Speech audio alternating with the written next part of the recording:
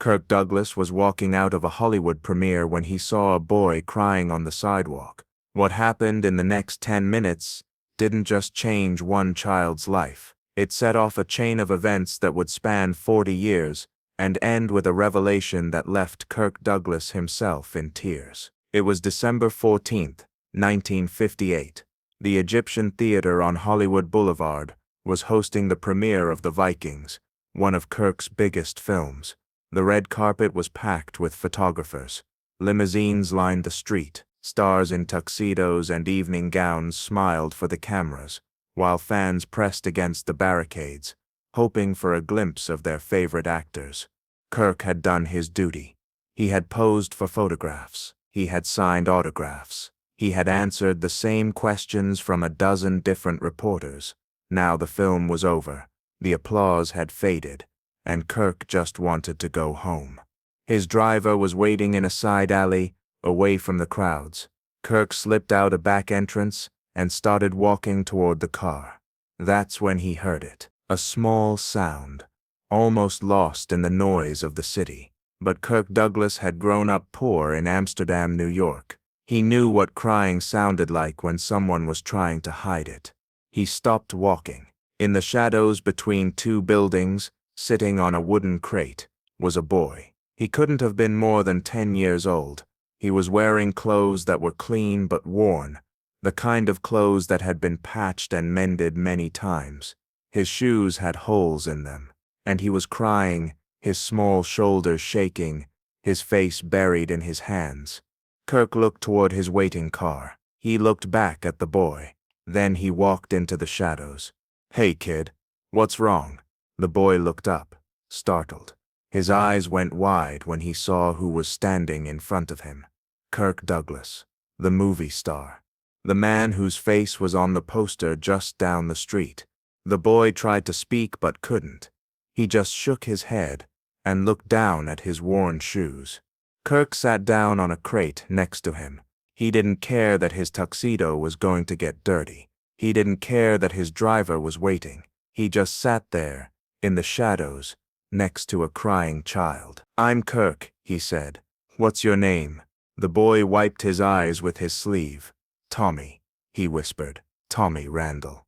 "Nice to meet you, Tommy. You want to tell me why you're crying?" Tommy was quiet for a long moment. Then, slowly the story came out. He had come to see the Vikings. He had walked 6 miles from his home in East Los Angeles to get here. He had saved his money for 3 weeks, nickels and dimes he had earned doing odd jobs around the neighborhood. He had exactly 75 cents, just enough for a ticket. But when he got to the theater, he discovered something terrible. Tonight was the premiere. The prices were different. A ticket cost $2. His 75 cents wasn't enough. "I just wanted to see the movie," Tommy said, his voice breaking. "My dad, he's sick. He can't work anymore. Mom works 2 jobs, but it's still not enough. I thought maybe if I could see a movie, just one movie, I could forget about everything for a little while. But I can't even do that." Kirk listened without interrupting. When Tommy finished, Kirk was quiet for a moment. "How sick is your dad?" Tommy looked up at him. "Real sick. The doctors say he needs an operation, but we can't afford it. Mom cries at night when she thinks I'm asleep. She tries to hide it, but I hear her." Kirk felt something twist in his chest. He remembered his own childhood. His father, the ragman who drank too much and couldn't hold down a job. His mother, who worked herself to exhaustion trying to keep the family fed. He remembered what it felt like to be a child who couldn't help, who could only watch while the adults in his life struggled and suffered. "Tommy," Kirk said, "what's your dad's name?" "William. William Randall. He used to work at the factory on Alameda Street before he got sick." Kirk reached into his pocket and pulled out his wallet. Tommy's eyes went wide as Kirk counted out some bills. "Here's $20, Kirk said, pressing the money into Tommy's hand. "I want you to take this home to your mother. Tell her it's for groceries. Don't tell her where you got it. Just say you found it. Understand?" Tommy stared at the money. $20 was more than his mother made in a week. His hands were shaking. "Mr. Douglas, I can't." "Yes, you can." Kirk's voice was firm but kind. "And you will. But first, come with me." Kirk stood up and held out his hand.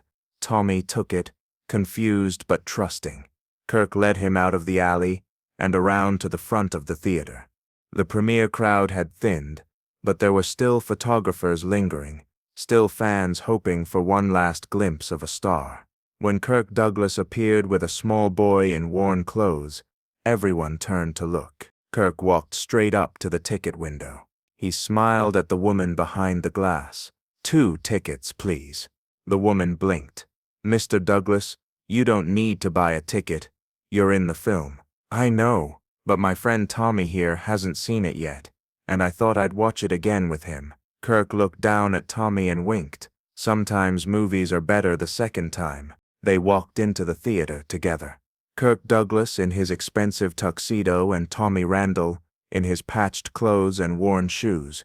The other patrons stared. Kirk didn't care. They sat in the back row. Kirk bought Tommy popcorn and a soda, and for the next 2 hours, Tommy Randall forgot about his sick father and his exhausted mother and the crushing weight of poverty. He watched Kirk Douglas fight Vikings on the screen and sat next to him in the darkness, and for one magical night, everything was okay. When the movie ended, Kirk walked Tommy outside. His driver had been waiting for over 3 hours, but the man knew better than to complain. "Tommy," Kirk said, kneeling down to look the boy in the eye, "I want you to remember something. Life is hard. It's going to be hard for a long time, but that doesn't mean you give up. You keep fighting, you keep pushing, you find the thing you love, and you hold on to it with everything you've got. Can you do that for me?" Tommy nodded, tears in his eyes again, but different tears this time. "Good." Kirk reached into his jacket pocket and pulled out a business card. "This is my office address. I want you to write me a letter. Tell me how your dad is doing. Tell me how school is going. I want to hear from you, Tommy. Understand?" "Yes, sir." Kirk shook the boy's hand like he was shaking hands with an adult. Then he watched as Tommy Randall walked off into the Hollywood night, $20 in his pocket and a memory that would last a lifetime. What Tommy Randall didn't know, what he wouldn't discover until many years later, was that Kirk Douglas went home that night and made a phone call. The next morning, a man showed up at the Randall apartment in East Los Angeles. He was from a charitable foundation. He explained that the foundation had learned about William Randall's medical situation and wanted to help. The foundation would pay for the operation, all of it, no strings attached. Margaret Randall, Tommy's mother, broke down in tears. She asked who was behind this. The man said he wasn't allowed to say. The donor wished to remain anonymous. William Randall had his operation 2 weeks later. It was successful. Within 6 months, he was back on his feet. Within a year, he was working again. The family's life slowly, painfully, began to improve. Tommy wrote to Kirk Douglas, just as he had promised. He wrote about his father's recovery. He wrote about school. He wrote about his dreams of someday working in the movies, just like Mr. Douglas. Kirk wrote back, every single time. The letters continued for years, through Tommy's high school graduation, through his acceptance to UCLA on a scholarship, through his first job in the film industry, not as an actor, but as a cameraman. Kirk Douglas had quietly made a phone call to a friend at a studio. Tommy never knew. The years passed. Tommy Randall became Thomas Randall, a respected cinematographer who worked on dozens of films. He got married. He had children. He built a life that would have been impossible without that night outside the Egyptian theater. He never forgot Kirk Douglas. He never forgot that night. But he also never told anyone the full story. It felt too private, too sacred to share. Then, in 1998, Thomas Randall received news that Kirk Douglas had suffered a severe stroke. The report said the actor might never speak again. Thomas sat in his living room, reading the news, and wept. He decided it was time. He wrote one final letter to Kirk Douglas. But this time, he didn't send it to Kirk's office. He sent it to Kirk's home, marked personal and confidential. In the letter, Thomas told Kirk everything. He told him about the 40 years of gratitude he had carried. He told him about the life he had built, the family he had raised, the career he had created. He told him about the father who had lived because of an anonymous donation. He told him about a frightened 10-year-old boy who had learned, on a December night in 1958, that strangers could be kind, that hope existed, that one person could change everything. And he told Kirk something else, something he had discovered only recently, going through his late mother's papers. Margaret Randall had known. She had always known who paid for the operation. A nurse at the hospital had accidentally mentioned the name Douglas. Margaret had put it together. She had kept the secret for 40 years, honoring the anonymity that Kirk had requested. But before she died, she had written a note for Tommy to find. It said simply, "The man who saved your father was the same man who took you to the movies, Kirk Douglas. Find him someday and thank him for me." Thomas Randall ended his letter with 3 words, "Thank you, Kirk." 3 weeks later, Thomas received a package at his home. Inside was a photograph of Kirk Douglas on the set of the Vikings, signed with a shaking hand. The inscription read, "To Tommy, you kept your promise. You never gave up. I'm proud of you. Your friend Kirk." There was a note attached, written by Kirk's wife Anne, explaining that Kirk had read Thomas's letter and had cried. His speech was still impaired from the stroke, but he had insisted on signing the photograph himself. It had taken him almost an hour. Thomas Randall framed that photograph. It hung in his office for the rest of his career. When colleagues asked about it, he would just smile and say it was a gift from an old friend. In 2003, Thomas Randall was invited to the American Film Institute's tribute to Kirk Douglas. He was one of hundreds of guests, but he made sure to arrive early enough to speak with Kirk personally. Kirk was 86 years old by then. His speech was still affected by the stroke, but his mind was sharp. When Thomas approached him, Kirk studied his face for a long moment. "Tommy?"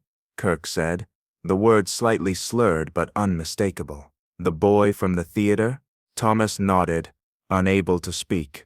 Kirk Douglas reached out and took his hand, held it tight. His eyes were wet. "You wrote me letters," Kirk said slowly. "For years. I kept them all. Every one." Thomas finally found his voice. "You changed my life, Mr. Douglas. You saved my father. You gave me a future. I never got to properly thank you." Kirk shook his head. "You thanked me every time you wrote, every time you told me about your life." He paused, struggling with the words. "That's what matters, Tommy. Not the money, the letters. Knowing that you were okay." They stood there for a moment, 2 men separated by decades and circumstance, connected by a single night outside a movie theater. Before Thomas left, Kirk said one more thing. The words came slowly, but they came. "I saw a boy crying. That's all. I just saw a boy crying, and I remembered what it felt like to be small, to be scared, to feel like nobody cared." Kirk looked at Thomas with those famous intense eyes, still sharp despite the years. Everybody deserves to feel like somebody cares, even if it's just for one night. Kirk Douglas died on February 5, 2020, at the age of 103. Thomas Randall attended the memorial service. He didn't speak publicly about his connection to Kirk.